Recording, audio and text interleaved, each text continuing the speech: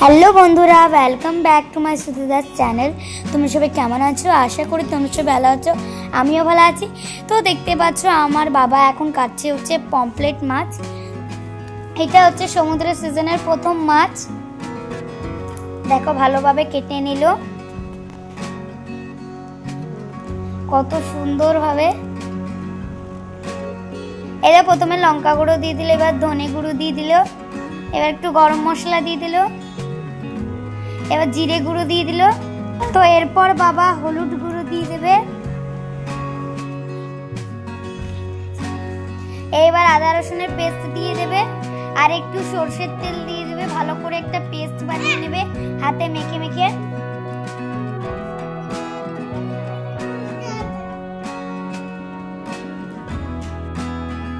তো বাবা মশলাগুলো দিয়ে কি সুন্দর একটা পেস্ট বানিয়ে নিল। পেস্টটা দিয়ে মাছের কাঁচা কাঁচা জায়গাগুলো ভালোভাবে মেখে নেবে।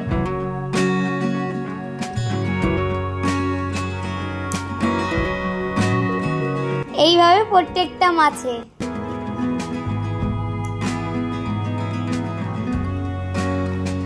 ভালো করে মশলাটা মেখে নেবে।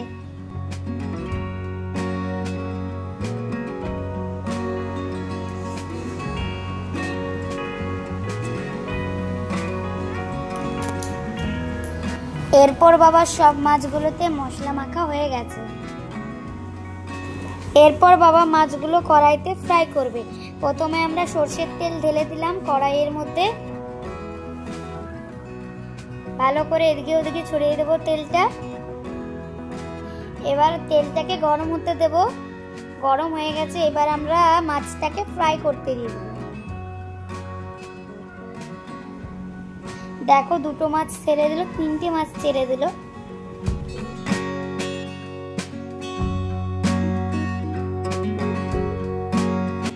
এরপর বাবা আস্তে আস্তে মাছগুলো ভেজে নেবে। তো চলো এবার মাছগুলো আস্তে আস্তে পাল্টে নিই। দেখো এদিকটা ভাজা হয়ে গেছে, কত সুন্দর লাগছে, দেখেই দিবে চলে আসছে।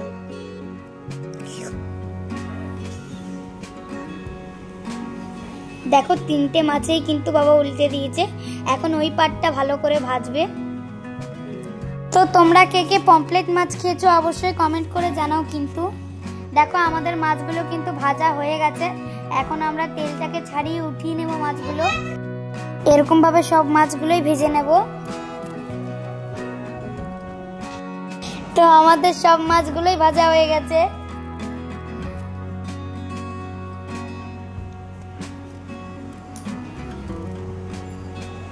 তো এরপর আমরা খেতে বসে গেছি ভাত।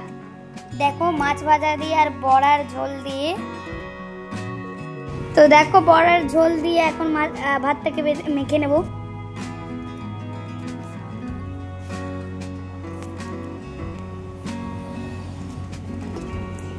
তো তোমাদের কেমন লেগেছে অবশ্যই কমেন্ট করে জানাবে কিন্তু। তো আজকের মতো ভিডিওটা এতটাই। আর মাছ ভাজাটা কিন্তু খুব দারুণ হয়েছিল। তো বাই বাই, সবাই ভালো থেকো, সুস্থ থেকো, আবার দেখাবেন নতুন ভিডিও।